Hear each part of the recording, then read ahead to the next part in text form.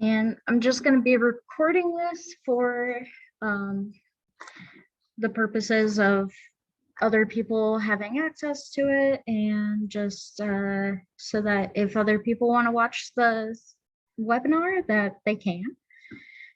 So I'm gonna just start us off now. And oh, my computer is being finicky this morning, or this afternoon. Sorry about that. And okay. So just so you all know, my name is Alexis. Can you just type in the chat that you can hear me? All the audio stuff is good. It really helps me to know that I'm doing the right things that are necessary in the technology realm. Wonderful, thank you. So today I'm going to be talking about study skills and helping to prepare for finals. My name is Alexis, and I am from Chicago, Illinois. I grew up there and was pretty much lived there my entire life. I moved to Tennessee not too long ago, and I received my bachelor's degree at UTC in social work. And then currently I am going to UTK for my master's degree. Hi, Haley. We're just beginning, and I'm just doing a little introduction about myself. My name is Alexis. And so I usually like these webinars to be very interactive, but I know that that can be difficult doing things virtually. So I'm gonna just really try to focus a little bit more on the factual information that I have available to hopefully help you guys as you prepare for finals and getting that the ball rolling. So a little bit more about me. One of my favorite things to do is to cook. I also love doing fencing. It's the picture up in the top right corner. And so I just like to put a little disclaimer that anybody that is thinking about going to UTC for further education, they do have a fencing club there. And I really enjoyed it a lot. So if you're ever thinking about trying something different, that could definitely fall into that category. And I hope that you give it a shot or something new on your future adventures. And one of my favorite subjects to learn about is psychology. And so you guys can either blurt it out in voice or you can write it in the chat. But what I like to do is to kind of get you guys engaged a little bit. And I know that there's only 2 people here, so I'd appreciate it. But I want you guys to finish the phrase, my ambition is to blank. And what I mean by ambition is career goals, educational goals. Maybe you have some health goals that you're moving towards, or self-care goals for yourself.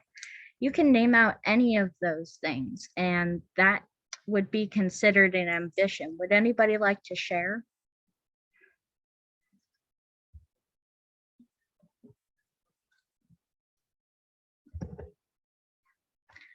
Okay, Savannah said, my ambition is to be successful and make a difference. That's a huge ambition, and I think that's a great ambition.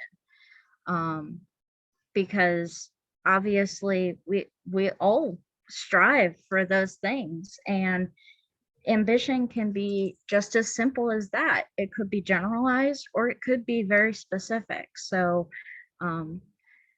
you taking the steps to be here today, I'm hoping that some of that can help you in achieving that ambition. And Haley said, my ambition is to help others.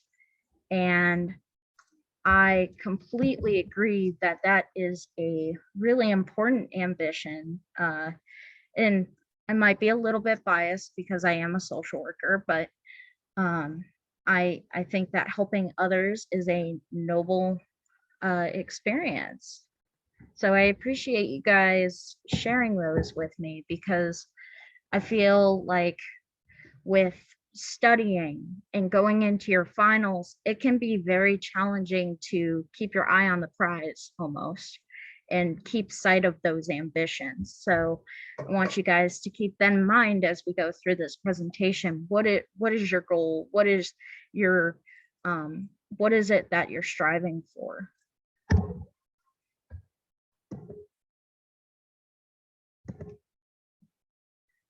Okay. So I always list some questions, and you guys can either write in the chat to any that you feel are important, um, or you can speak out loud as well. I always like to make this very discussion based, but obviously, again, that can be very challenging doing that via Zoom. So if there are specific questions listed that you would like to speak to, please do.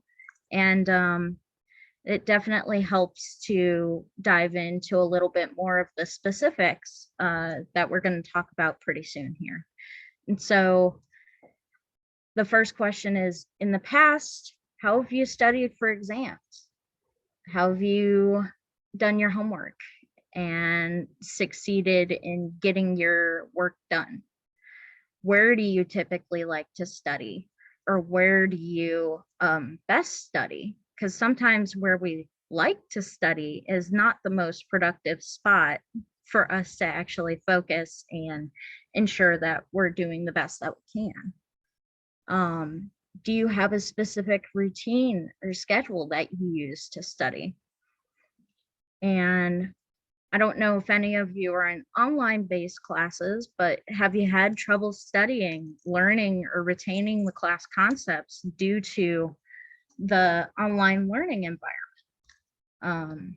There are a lot of studies in the works currently due to COVID that online learning is very challenging for a lot of people. So just to normalize that for you guys, it is a challenge. I know for me, it has been a challenge. I've spent the past 3 years doing online schooling for college, so I do understand. In what ways do you best study for your upcoming exams? Do you use flashcards? Do you reread all of your notes? Do you spend extra time rewriting all of your notes and not just rereading them, but also coming up with extra questions and things like that? And the last question is, what classes are you struggling with the most currently? And the reason that I like to ask those questions, and even if you don't answer, that's okay. I think that those are good starting out questions for you to reflect on, to really take a look at, am I being as successful as I can be with the tools and the resources that I'm currently given? And so the next part we're going to dive into is preparing to study. And so my motto has always been, studying starts before you actually sit down to study. And the reason that I say that is because studying starts in the classroom. The day that you are given a presentation on a topic, that is the day that your studying starts, whether you believe it to be that way or not. And what I mean by that is, by paying attention to those presentations and talks and discussions and readings and things like that that you're doing in the classroom, those are really super important to building the foundation for when you're going to sit down on your own and learn the concepts and actually memorize and retain the concepts. So this next section is going to go into like tips to help you before you study. And so one of my best tips that I've found works for me, but I'm just going to put a disclaimer that what works for me might not work for Savannah, or it might not work for Noelle, or it might not work for Haley. And so um, all of these are suggestions and things that I have found helpful because I have tried so many things since starting college and trying to figure out what study methods actually work for me and which ones are a waste of my time. And so my first one is to exercise before you sit down and study. And it doesn't have to be necessarily like, I'm going to go to the gym and work out for an hour before I study. Most people don't have either A, that discipline, I know I don't, or they don't have the time, and that's okay. But at least going out for 15 to 20 minutes on a walk with your dog, or maybe taking your smaller siblings to the play park for 20 minutes can be helpful. And let you get out some of that excess energy that can really impair you when you're trying to focus. So my next step is to find the perfect study spot for you. And for some people, that is at a desk. It's at the kitchen counter. For some people, they like to be out in public when they study. So it could be the library, an empty classroom, a coffee shop. And I know for me, I like to sit on the floor when I study because it gives me a wide space to be able to spread out and have all of my stuff in front of me. And it's just more comfortable for me and more grounding to focus when I need to sit down and really crank out work. And so the next step that I like to give is that always be prepared. Always have everything that you could possibly need. So textbooks, notebooks, every writing utensil on the planet, and multiples at that, because how many times have we all been writing a paper or trying to study and our pen runs out? I know I have, and it has not been fun when I did not have a backup. So always have your, if you have computers, bring your computer, bring your charger. I can't remember how many times I've forgotten my charger. And any supplemental material that you guys receive from your teachers. So study guides, extra worksheets, extra books and things like that. Always bring that with you. Next tip is to always have snacks and drinks. I'm a firm believer in having snacks and drinks at hand all the time because I get hungry and I get thirsty. And then I use that as an excuse to get up and get away from what I need to be doing. I also try to use it a little bit more like an incentive piece as well, where if I have to read a chapter out of my textbook, I love gummy bears. Gummy bears are my favorite. And so I will take one gummy bear and I will place it at the end of the page that I'm reading or at the end of a section. And then I know once I reach the gummy bear on the page, I get to eat the gummy bear. So to me, that's a high reward to be able to really focus in and do what I need to be doing. My next piece of advice is to have a study music playlist, whether that's on Spotify or YouTube. Some people study best with instrumental music, like classical, Bach, Beethoven, things like that. Some people do really well with lo-fi music because it's non-lyrical And the most fascinating one that I did find from a study was heavy rock music, heavy metal music can actually help you to focus when you're studying for some people. Again, not all of these work for everybody. I know for me, if I had somebody screaming in my ear while I was trying to study, that would not be very beneficial to me. But I do know some people that study that way and it works for them. Um, and lastly, making sure that your space is distraction free. Yeah, white noise is also a great thing to be able to utilize when you're studying, because I know for me, I like to listen to the rain as well, and it can be super super helpful. Um, and so back to my last point is your space being distraction free. And so the reason that I say that is because how many times do we have our cell phones next to us and the notifications keep going off, or we keep getting calls and emails and just social media always at our fingertips? So my best advice for that is to either turn your phone on do not disturb and only set certain notifications to come through on your phone.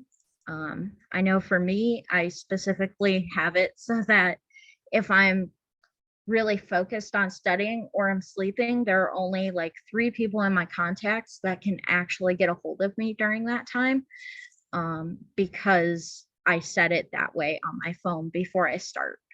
You can also do that on your computer where you can get a application that actually blocks notifications from different apps on your computer and also different websites to kind of block those out, because I know if I open another tab on my computer and Google is just sitting there waiting for me to ask it something random, like we all do. I think everybody is in the habit of Googling things nowadays. So I really try to stray away from that and making sure that I have just what I need for the one task that I'm doing in front of me. And I have found that helpful. So the next slide. So this next portion that we're going to talk about is about time management. I know for myself that time management did not come easily. I wish that I had been able to learn that skill so much earlier than I actually did. It wasn't until probably my 3rd year of college that I actually became pretty good at managing my time. And that was because I had to, because I was working and I was doing school. And if you're thinking about going into healthcare or social services, I know some other majors also do internships as well, but you might have to have an internship in order to get your degree. I know I did. And so I also had interning. And then you also just have basic life. You have to get your laundry done. You got to make sure that you have time to shower. And you also got to make sure that you have time to yourself. So um, I know that that could be a real challenge.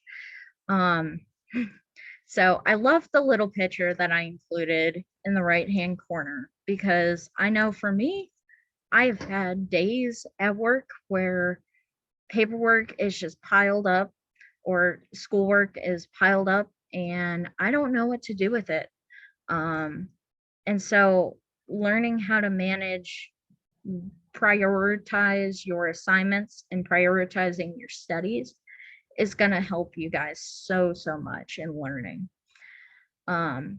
So my first piece of advice is to find a planner, some type of planner that you can use to either organize your time in your schedules, but also the assignments, quizzes, and exams that you guys have coming up for school. So the reason I put planner is because it's such a generalized term, but you can use whiteboard calendars. You can use Google calendars. I've heard people that set notifications on their phones when assignments are due. And it'll tell them in the morning when they wake up, hey, make sure that you get this history paper done. For some people, there are certain websites that are free actually, where you can type up all of your assignments and it'll send you notifications throughout the day as it gets closer to when it's due. And you can even set it a week out so that if it's a big exam or maybe a bigger paper or project, you are aware of it. And I think that that's really where that piece comes in play, is how many times do we all forget an assignment? I know I have. I know I forgot one this week actually. So I do understand. Um, the next tip that I have is, and this is from pure experience. Please don't do a cram study session. Just don't pull an all-nighter. Don't stay up for 24 hours because you feel like you have to study, because otherwise you're going to fail your exam. Um, I think that that is one of the worst mistakes that I did make when I was in my undergraduate at college and also in high school, because I did it a couple of times then as well. But I want you guys to know that staying up all night at the library or in your room trying to cram study, you need that sleep. Your brain needs that sleep in order to even basic function. So I've had times where I stayed up all night to study, took the exam, realized I wasn't reading the questions correctly because my brain couldn't function. And so I really want to hammer home that your sleep is super, super important, especially when you're going in finals week, when things are, they can be very stressful. And I don't want you guys to make that mistake because, like I said, I've done that myself. So if I can save at least one person from not doing that, I call it a win. The next portion I want to talk about is making sure that you take breaks. Um, breaks are a great way to recharge and refocus your brain. I'm going to go into a specific technique in the next slide or two, to talk about how to effectively take breaks, because I know if I get up and decide, hey, I can have a 20-minute break now, I'm going to go and sit in my bed and either A, take a nap, or B, I'm going to watch something on the TV or scroll on the internet, and 20 minutes turns into an hour and a half. So we'll be going more into that as we get closer to those slides. Next, finding a management tool that works for you. So I kind of hit on that at the beginning with the planner, but just finding a method that works. You could do a to-do list. You can do calendars, Google Calendar, whiteboards. I know for me, I use the Post-it method. So my desk currently, because I am in finals, like most of you are or are about to be. And so the wall next to my desk is all covered in Post-it notes because that's how I best keep track of what I need to be doing. So even though it might look weird to somebody else, if it makes sense to you, I would say utilize it, because it doesn't matter what other people are doing, or you see those Pinterest boards where it's like all these really, really pretty notes and study cards and things like that. And I've found that none of those really work for me. They might work for some of you, they might not. It really comes down to trial and error. And lastly, making sure, and we're going to hit on this more, prioritize your time to the best of your ability. So if you have an assignment that, say you have a history paper that's due on a Friday, but you also have a math test that's on a Wednesday. What are you going to study for first? Are you more challenged with the concepts for your math exam? Or are you going to take more time to work on the 10-page history paper that is due at the end of the week? Really reflecting on that, like the questions that I had at the beginning, which one is going to be more challenging? I found that by doing the more challenging tasks for me first actually makes me more productive. Because even though I really hate math, I don't want to be doing math. But I know that it's more challenging to me, and therefore it will probably take a longer amount of time than me to write that history paper. So that's kind of one way to look at things, and we can kind of delve into that a little bit further later on. Listed is just some more questions to reflect on and ask yourself. When do you best study? So are you a night owl? Are you a morning person? Or maybe you work best from, some people I know are very specific. They only work on studying tasks from noon to 4 p.m. You never know. You got to find what works for you. Where do you best study? Ranking your classes, taking a look at all of your classes and ranking them in order from challenging to least challenging. That can be really helpful to figure out how to prioritize and figure out what you guys need to spend the most time on as you go into your finals and getting ready to study.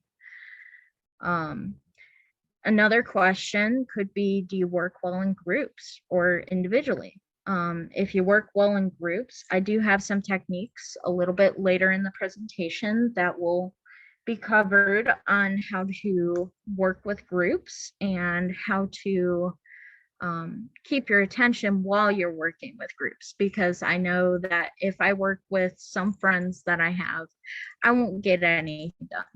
But I have a couple of other friends that I can study with in the library for 24 hours and we would get a lot of work done.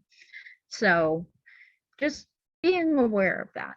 And lastly, what are some of the most challenging concepts that you're learning? So not just the overall class, but if you're in math and you're going over equations and things like that, and you're really struggling with those, keep track of those times where you're feeling the most pressure and those concepts that are causing you the most stress and lack of understanding, because those are the ones that you're going to want to take to your teacher and really ask them questions about those concepts so that you're best prepared. So now we're going to delve into different ways to study. And so basic, you can read the book, you could take notes, you can re-look at presentations, or if you guys are allowed to record your lectures and presentations that are given by your teachers. I am a firm believer in utilizing YouTube. I would not have made it through a lot of my classes if I did not utilize the YouTube rabbit hole, as I like to refer to it. And so I really highly suggest you guys going on YouTube when there are concepts that you have trouble understanding, and that they can really be beneficial. So Crash Course, Khan Academy, ASAP Science, those are all free. And there are so many more, but those are the main three that I've used and I found were definitely helpful with science and psychology and history and just those harder to grasp concepts, especially if you have trouble in your brain organizing the concepts so that you can connect them all together. I find that watching those YouTube videos can really help me with that, and it might help you guys as well. And so the next part I have is making note cards.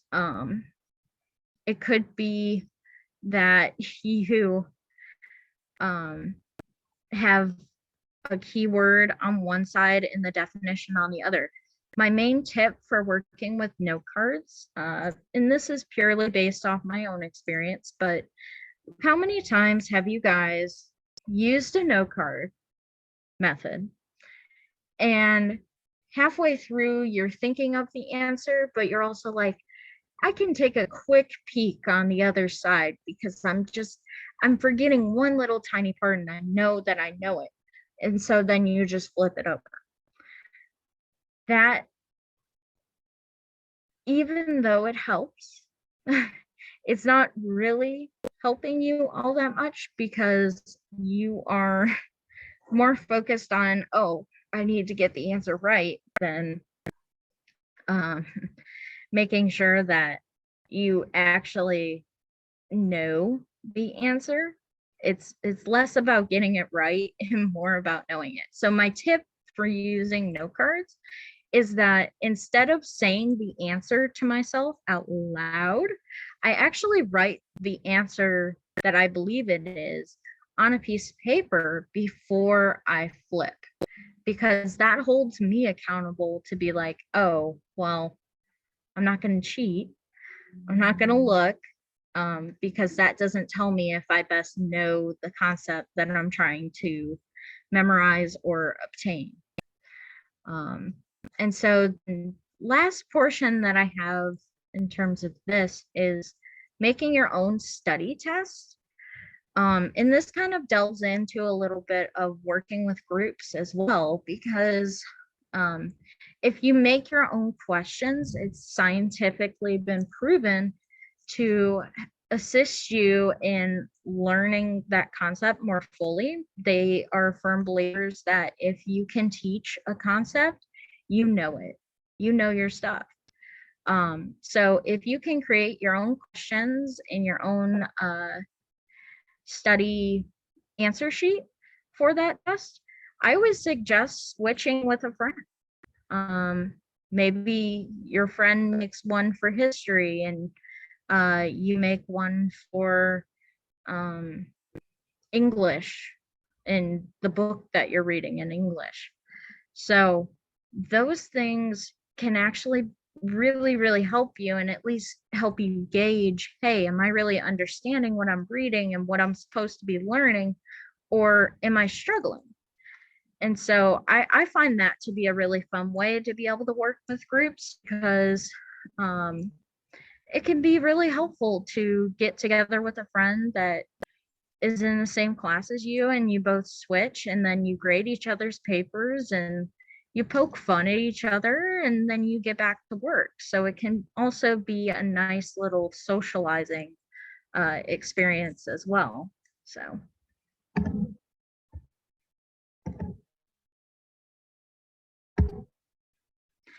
So next, I have some primary techniques that I like to talk about. So I know for myself that I am a very visual learner. And as we know in school, it can actually be very challenging to be a visual learner or a kinesthetic learner. So you like to be able to tangibly touch things in order to understand the concept.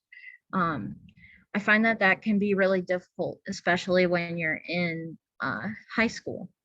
And so the first method I want to talk about is called mind mapping. And the image that I have on the right there is actually an example of mind mapping. So, for example, the way that it works is, say you are in science class, and in science class, you are learning about the cardiovascular system, the heart. So, in the middle where that black bubble is, you could write out cardiovascular system aka heart, blood, etc.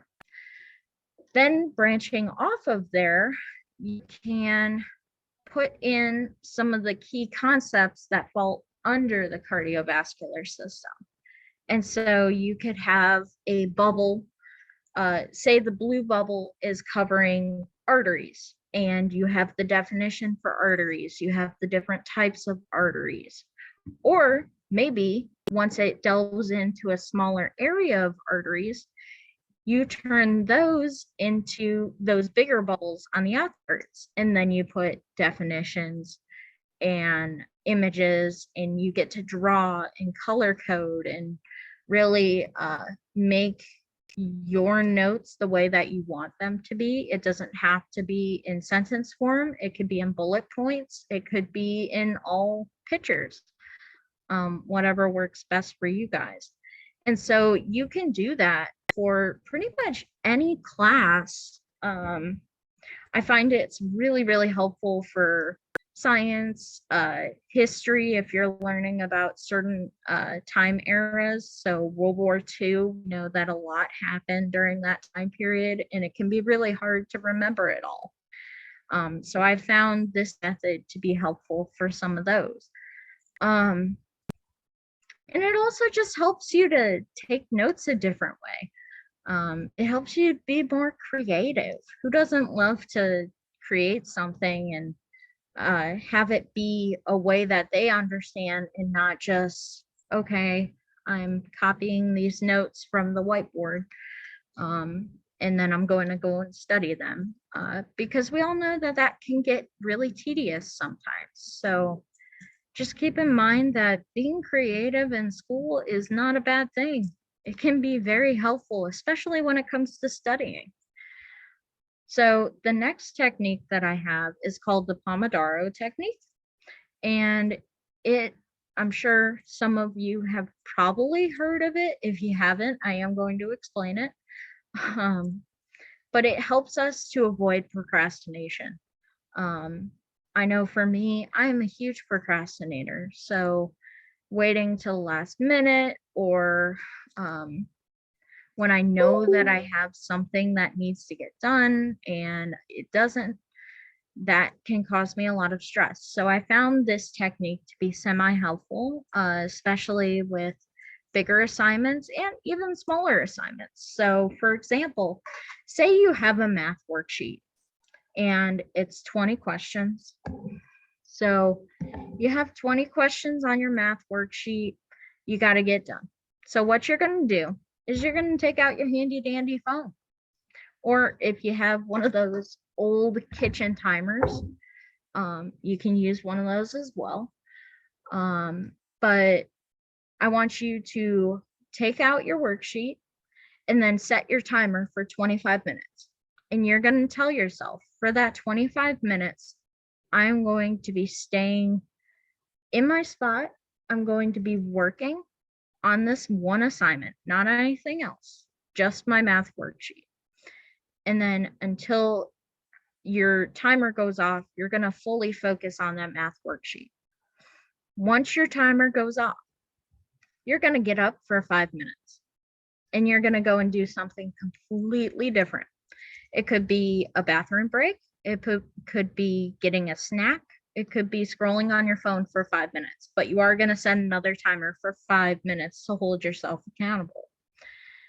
Then, if dependent on what you have left for that worksheet after the 25 minutes, you're going to continue that cycle until the assignment is done.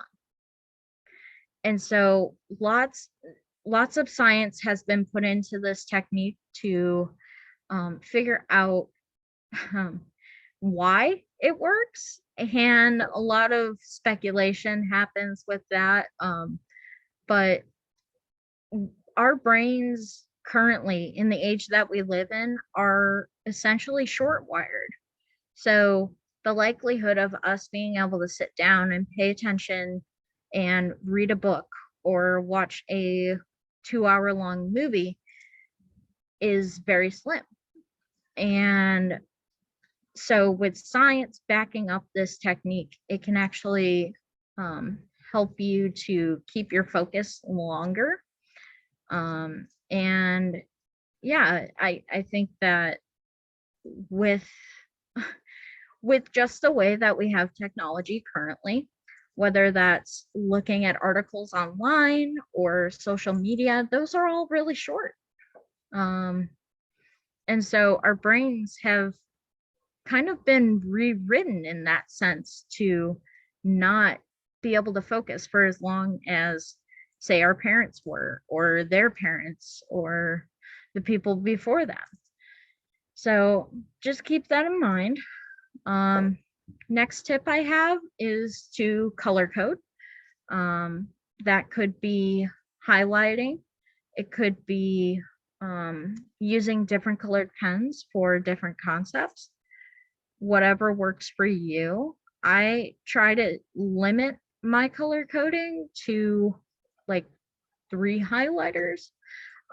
So one color is for definitions, one color is for examples, and then the other color is for like really, really important, like needs to be in big, bold red letters for me to notice it. Next, you can rewrite your notes, especially if they're harder to understand notes. So say you're looking through your notes from a lecture that you had on physics, because physics are difficult on a good day for anybody. So we're just going to go with that. So you're reading through your physics notes and you realize, oh, wait, this doesn't make sense to me at all. What the heck was I writing? Going into your textbook, looking up that concept and rewriting your notes is really going to help you when you decide to go and study for that exam and better understand those things. And so all that to say, please, please, please ask for help. Ask for help from your teacher. Ask for help from a tutor or one of your classmates that knows their stuff and isn't maybe as struggling as hard with the concepts as you are. Please ask for help, because our teachers are there to help us. I know sometimes it can be very challenging and daunting to go and ask for help, but please do. They are there and they want you to ask questions.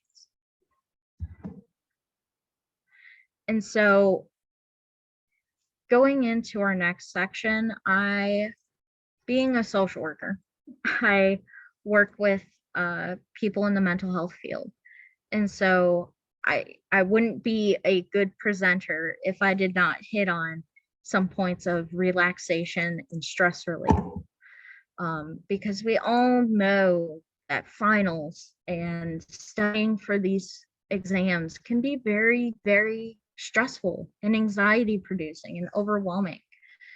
And so just to normalize that for you guys, so many people experience that all the time, even if they don't show it.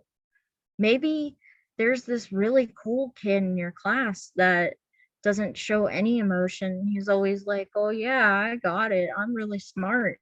He is probably going through some of the same emotions as you are. And it's not bad, it's normal. And so the reason that I have this question up here is, what is something that you guys like to do for fun? Could be sports or movies or reading, being out in nature. Maybe you like to work on a car or some hands-on project in the garage, or listening to music, or working on an art project, things like that. And so with that in mind, going into the next section here, techniques for relaxation. Before you guys sit down and take your tests, when the teacher is getting ready to hand out your paperwork, I want you guys to take 5 deep breaths. When you feel overwhelmed or you feel that impending sense of panic, I want you guys to take 5 deep breaths. It takes less than 1 minute to be able to do this, and it will lower your heart rate. It will lower your respiration rate. It will lower your blood pressure, everything. It regulates your body so that you do not have to feel like you are freaking out while you're trying to do the best that you can. And so, thinking about that previous slide that I had, do something that you really enjoy before and after your test. Use it as incentive, use it as a way to better yourself and prepare.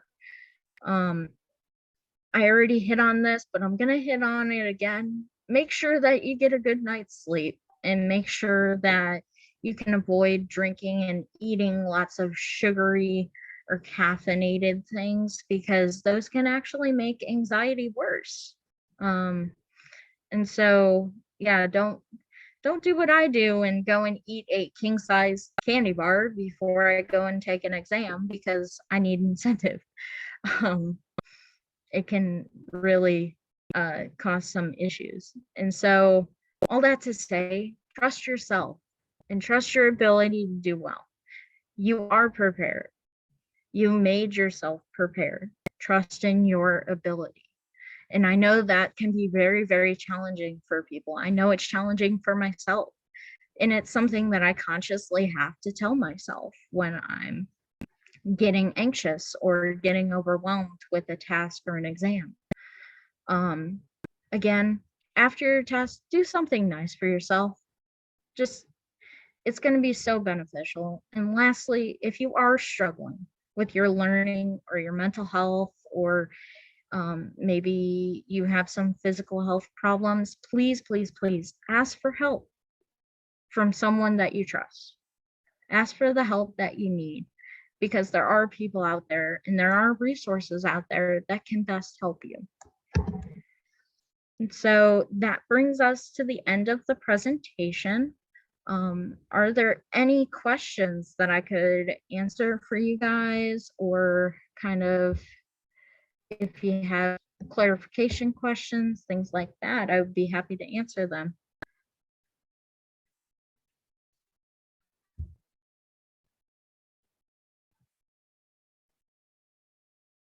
And if not, that's okay too. You guys can use the chat or you can open up your microphones. But if not, thank you all for your time and thank you so, so much for attending this workshop. It means a lot. I'm really hoping that you guys got some things out of it, maybe some new things that hadn't previously been given to you. So I appreciate you all. Thank you.